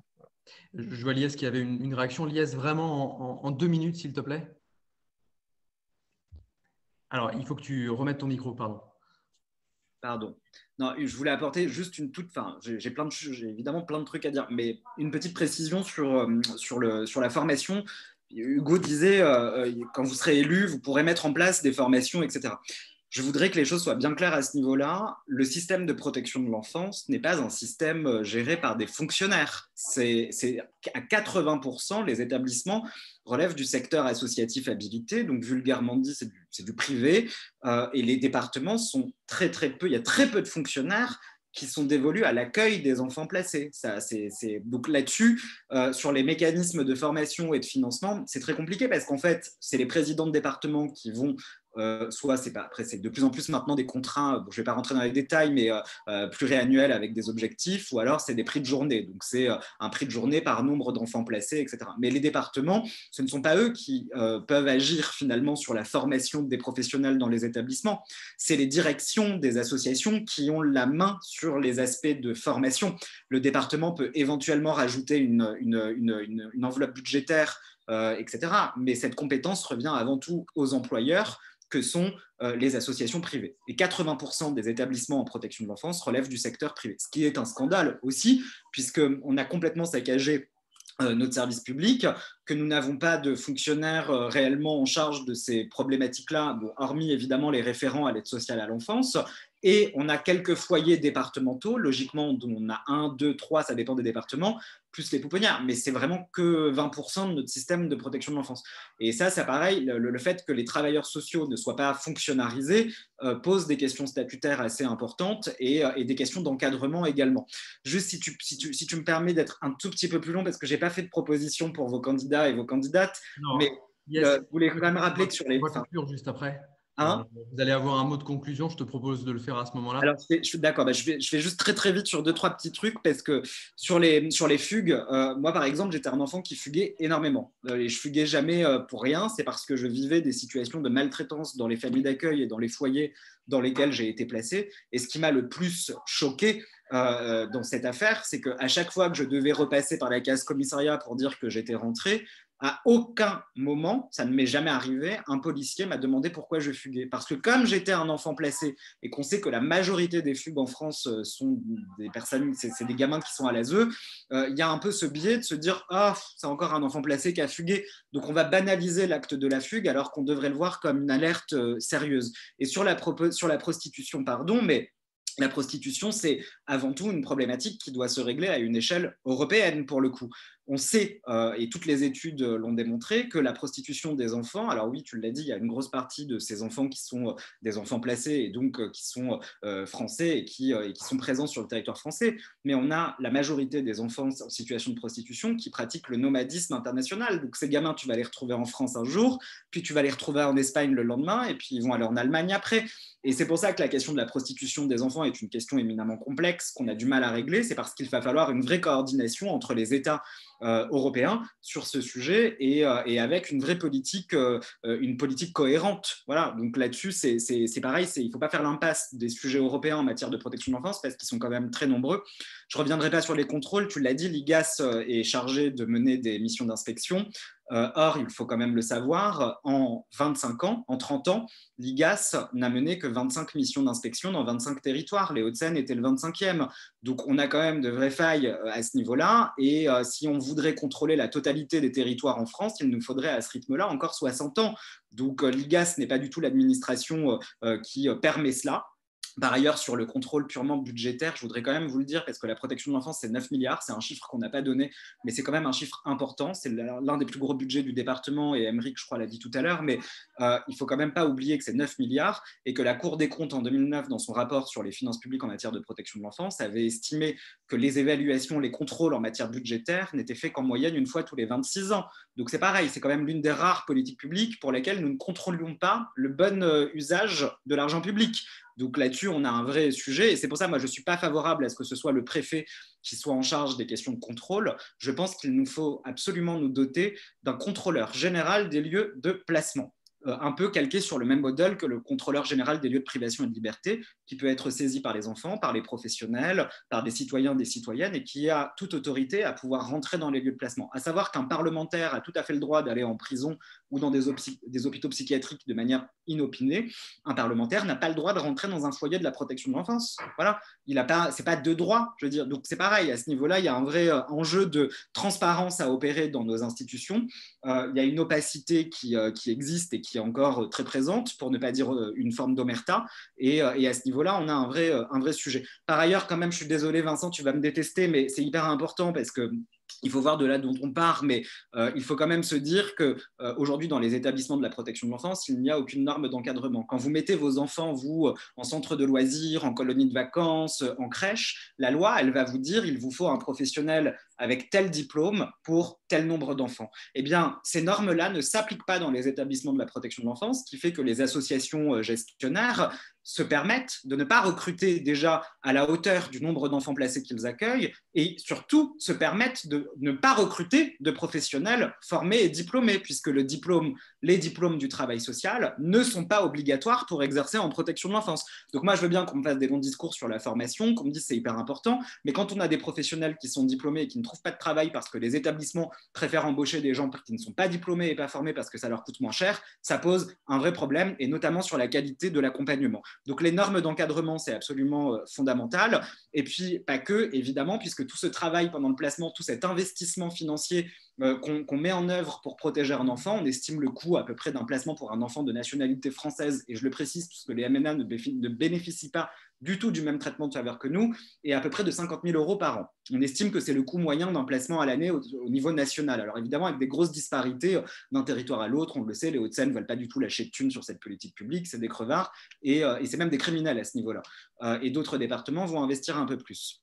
Et donc, quand on voit qu'on met 50 000 € par an dans la protection d'un enfant pour qu'à 18 ans, on lui dise on n'a plus aucune obligation puisque tu n'es plus mineur, donc on va te jeter à la rue, eh bien, c'est une honte nationale, puisque si on ne le fait pas par des valeurs humaines, faisons-le d'un point de vue cynique pour des raisons budgétaires. On jette l'argent par les fenêtres en mettant à la rue les gamins à 18 ans à la rue. Donc là-dessus, nous, ce qu'on demande, c'est la possibilité, enfin, c'est même pas la possibilité, c'est le droit pour chaque enfant qui a bénéficié d'une mesure de protection, peu importe de sa durée, qu'il ait un accompagnement au moins jusqu'à 25 ans. Et l'autre solution, pardon, et je voudrais terminer là-dessus, tu es en train de faire ton mot. J'ai des petites marottes sur les contrôles, sur la formation, etc. C'est des trucs que je répète tout le temps, donc mes propositions sont facilement trouvables. Mais par contre, il y en a une, parce que j'ai beaucoup cheminé sur la question, qui peut vraiment changer la donne pour tous les enfants placés, sans exception, et c'est le b.a.-ba dans une société comme la nôtre, dans une société démocratique, eh bien, c'est de rendre aussi obligatoire la présence d'un avocat. Parce que les enfants placés à ce stade n'ont toujours pas la possibilité d'avoir un avocat auprès d'eux, alors qu'il s'agit bien de mesures judiciaires. La possibilité de se voir désigner un avocat en protection de l'enfance n'est possible que pour les enfants discernants. Comment on évalue le discernement? C'est toujours des débats juridiques qui ne prennent pas fin. Donc l'avocat obligatoire pour les enfants non discernants et pour les enfants non discernants dès la première audience et dès l'ouverture du dossier en assistance éducative, c'est le minimum garde-fou qu'on peut leur offrir pour, d'une part, veiller à ce que les maltraitances dans les institutions n'aient pas lieu, qu'on ait un adulte de référence qui soit en charge uniquement de l'intérêt de l'enfant, parce qu'on voit aussi que les placements qui durent pendant 18 ans, eh bien, c'est une aberration totale, puisque ça veut bien dire qu'à un moment, on n'a pas pris la décision de retirer l'autorité parentale à un parent qui ne l'exerçait pas, sinon le gamin n'aurait pas été placé pendant 18 ans. Donc l'avocat peut être aussi cette personne qui va alerter les institutions et qui va se battre pour l'enfant en ne défendant que ses intérêts et ses droits. Et ça devrait être un droit pour tous, sans exception. Eh ben, merci beaucoup, Lies. Non, je ne vais pas te détester. C'est vraiment super intéressant tout ce que tu dis, et sur le fond et sur la forme. Donc, merci à nouveau pour ton témoignage. Du coup, tu as fait ton mot de conclusion avec cette intervention, j'en suis désolé. Je vais passer la parole à Xavier parce qu'il y a un petit sujet qu'on n'a pas abordé, c'est le sujet des mineurs non accompagnés étrangers. Est-ce que tu peux nous en dire 2 mots, s'il te plaît, Xavier, et puis ensuite conclure de ton côté? Oui, alors je vais vous donner quelques chiffres aussi. Pardon? Oui? Non, vas-y. D'accord. Quelques chiffres, effectivement. Donc là, pour vous dire, on a un rapport qui a été commandé par la Commission des affaires sociales, dont je suis rapporteur, et la Commission des lois du Sénat, sur la question des mineurs non accompagnés. Autant vous dire que la majorité du Sénat LR voulait placer plutôt la question de la sécurité et de l'indélinquance des MNA, alors que nous, sur les affaires sociales, et en l'occurrence moi, j'étais plutôt sur l'accompagnement et comment est-ce qu'on intègre les mineurs non accompagnés à une intégration réelle dans notre société après leur sortie de prise en charge. Donc, juste pour vous donner les chiffres, fin 2019, l'ASE accompagnait environ 40 000 mineurs non accompagnés. On a eu une multitude, c'est vrai, d'arrivées, des vagues avec les vagues migratoires qui ont été importantes depuis 2015. Et donc, on a eu également des mineurs non accompagnés. On a en France 9 524 qui ont été confiés par décision judiciaire en 2020. Dont 1960 en Île-de-France, vous voyez, donc il y a aussi une forte concentration en Île-de-France et dans les zones frontalières, je pense notamment à l'Hérault, où il y a également beaucoup de mineurs non accompagnés. Les MNA représentent aujourd'hui entre 15 et 20% des mineurs qui sont pris en charge par l'aide sociale à l'enfance. Et ça a effectivement augmenté énormément depuis les vagues migratoires et les différentes révolutions qu'il y a eu, et les problèmes également climatiques, puisqu'il y a un certain nombre d'enfants de jeunes, de grands enfants ou de jeunes mineurs, des jeunes majeurs, pardon, qui arrivent. Comme l'a dit Lies, on estime entre 50 et 60 000 euros le coût d'un moyen de la prise en charge d'un enfant français. On est beaucoup moins sur les mineurs non accompagnés, même si les chiffres restent, on va dire, aujourd'hui encore, mais c'est beaucoup moins, notamment parce que, clairement, c'est des placements en hôtel, donc ça coûte moins cher, et ils n'ont pas tout cet accompagnement que les enfants ont ou devraient avoir. Ça couvre effectivement la question du logement, de la nourriture, les frais d'éducation et de formation, une fois qu'ils sont pris en charge. Alors, il y a l'accueil inconditionnel, c'est-à-dire qu'on est obligé de les accueillir avant qu'on détermine ou pas la minorité des prétendus mineurs. J'aime pas ce mot-là, mais c'est un des termes qu'on peut donner. Et effectivement, aujourd'hui, c'est les départements qui ont des délégataires pour déterminer la minorité, qu'ils délèguent à la Croix-Rouge ou à d'autres organismes pour déterminer la minorité. Et aujourd'hui, une des mesures, hormis les papiers, mais généralement, ils n'ont pas de papier pour déterminer leur âge, mais un des critères, c'est les tests osseux. Alors, c'est un mot pour lequel je suis clairement opposé, qui avait été validé sous le précédent quinquennat. Et donc, ces tests osseux, il faut savoir que scientifiquement, on a, je crois que c'est de 18 mois à 2 ans de marge d'erreur sur les tests osseux. Donc, c'est clairement pas fiable. Et c'est sur un référentiel des enfants qui date de 1930. Donc, autant vous dire qu'entre-temps, ça a un petit peu évolué et que la morphologie d'un jeune subsaharien n'est pas la même que d'un jeune européen. Enfin, ça, on le sait. Et malgré tout, ce référentiel-là et les tests osseux se basent sur ce référentiel, ce qui est dénoncé par le monde scientifique généralement et bien sûr par les associations d'anciens enfants placés ou d'enfants placés. Qu'est-ce que je peux vous dire d'autre encore dessus? Donc aujourd'hui, il y a un combat politique qui se mène sur la question de la délinquance. C'est-à-dire que les LR, principalement, attaquent le gouvernement sur le désengagement de l'État vis-à-vis des MNA, sur le fait que c'est à l'État de prendre en charge les mineurs non accompagnés, puisque ils estiment que c'est une politique d'immigration et non pas une politique sociale. Et donc, il y a un combat entre les départements et l'État sur le sujet. Il faut savoir, par contre, qu'une fois qu'ils sont déclarés mineurs, en tout cas c'est la position de l'État, une fois qu'ils sont déclarés mineurs, reconnus mineurs, c'est normal que ce soit l'aide sociale à l'enfance qui les prenne en charge. Après, qu'il y ait des compensations de la part de l'État, ça me paraît aussi normal parce que à partir du moment où nous, on sollicite en plus que la politique de protection de l'enfance soit renationalisée, on ne va pas dire que c'est de la responsabilité, pour le coup, seulement des départements. Donc, il faut effectivement, à mon sens, mais ça, c'est ma position, il faut qu'il y ait une aide plus importante de l'État sur les départements pour l'accompagnement des mineurs non accompagnés. Et puis, lutter aussi contre les filières de trafic d'êtres humains, parce que c'est aussi des filières mafieuses maintenant qui se sont organisées pour importer ces jeunes sur le territoire français qui fuient effectivement la guerre, la misère, mais qui sont souvent obligés aussi de payer des passeurs et des filières mafieuses. Et donc ça aussi, c'est une lutte en lien avec le ministère de l'Intérieur qu'il faut mener. Mais malgré tout, une fois qu'ils sont sur notre territoire, on a aussi une responsabilité de pouvoir les accueillir et de pouvoir les protéger au titre de leur minorité.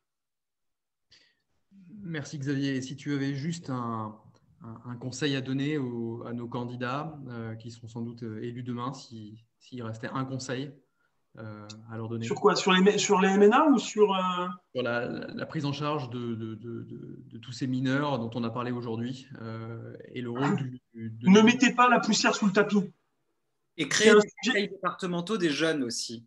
Ah oui, alors oui, ça, il y a une initiative d'une très grande vice-présidente en charge de la protection de l'enfance qui nous a quittés dernièrement, qui s'appelait Emmanuelle Ajon, qui était vice-présidente de la Gironde et qui avait initié la mise en place d'un conseil départemental des jeunes et qui associe en fait tous les jeunes, tous les représentants des jeunes des différentes structures, des représentants des enfants qui sont sous protection dans les familles d'accueil, dans des foyers, dans toutes les structures avec des anciens et sans les élus et sans les associations qui s'occupent de ces enfants dans le département.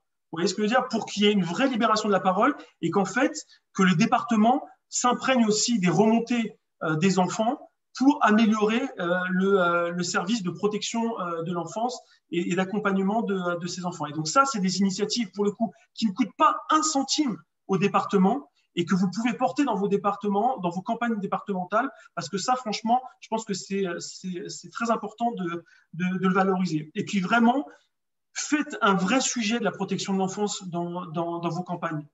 C'est un sujet qui est important. Moi, je tiens à saluer vraiment Laurent et Lies parce que, encore une fois, ils ont écrit des bouquins. Alors, je voulais juste vous le dire parce que allez les acheter parce qu'ils sont importants. Pour Laurent, c'est tous les frères font comme ça. Donc, il faut acheter ce livre.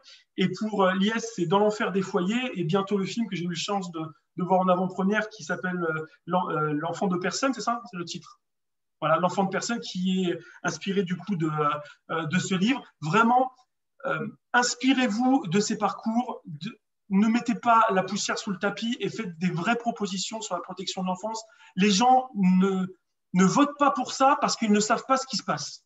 Le jour où ils sauront que les départements ne sont pas en capacité, par manque de volonté politique, parfois, souvent, de s'occuper des enfants placés, là, je peux vous dire que vous gagnerez les élections là-dessus. Mais il faut porter ces sujets-là, entre autres les autres, bien sûr, mais ce sujet-là est très important. Merci infiniment pour tes conseils et cette proposition, Xavier. Je vais passer la parole à Laurent pour une petite conclusion et puis ensuite à Jean-Michel Beau de l'ADEPAP Repair 44 qui souhaitait vous dire un mot également avant qu'on bascule sur la visio plus locale pour la Loire-Atlantique et que je puisse tous vous libérer.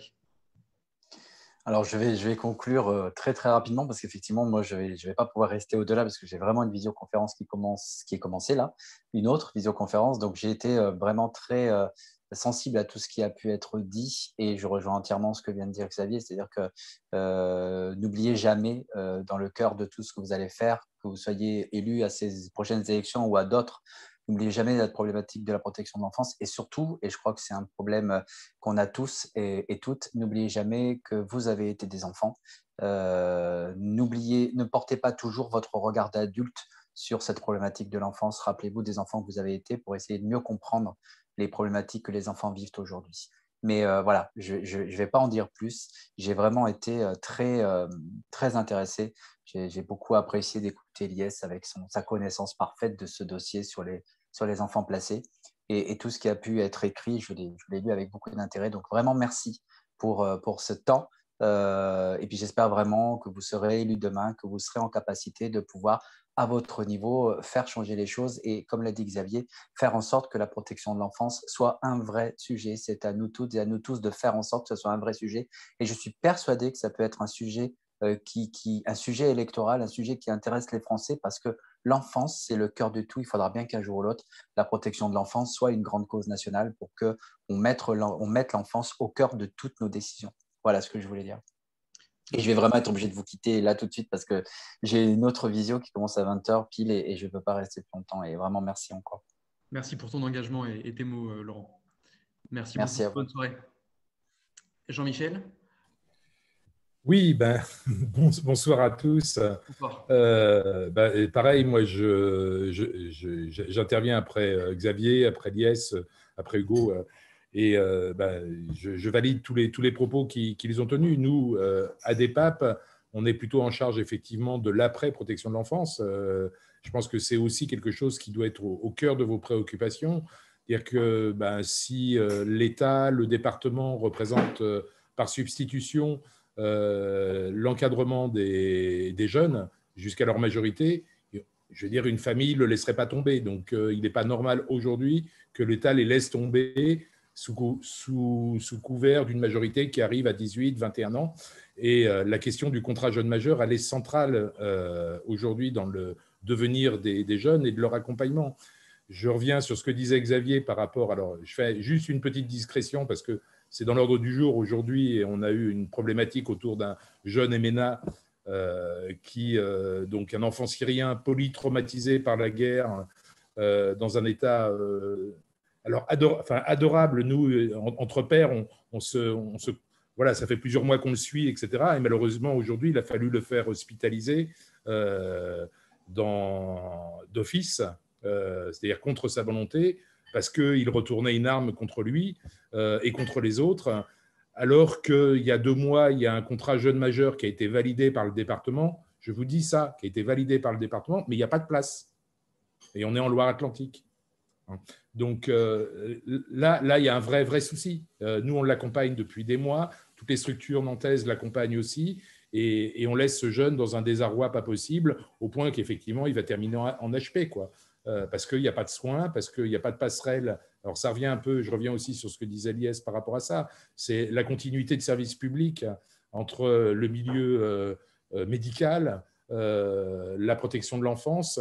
Voilà, il n'y a plus de lien qui se fait naturellement. Et donc, dans l'accompagnement, c'est très difficile. La Loire-Atlantique, c'est 7000 jeunes qui sont placés aujourd'hui, 700 qui sortent tous les ans, donc globalement 10%. C'est les jeunes qu'on doit accompagner. Je ne reviens pas sur les chiffres qui ont déjà été donnés, 70% d'entre eux sans formation, un bon nombre à la rue aujourd'hui. Et nous, pauvres ADEPAP, derrière, on essaye de recoller les morceaux, de se dire…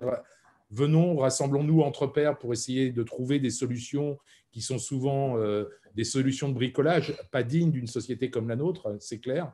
On cherche des co-hébergeurs, on donne des aides d'urgence alimentaires, on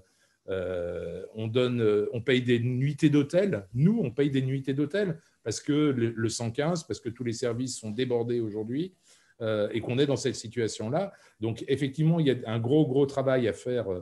Et Lies, Xavier s'en sont fait l'ego et Hugo aussi sur la question de la protection de l'enfance. Mais ça ne s'arrête pas à 18 ans. Ça ne s'arrête pas à 21 ans.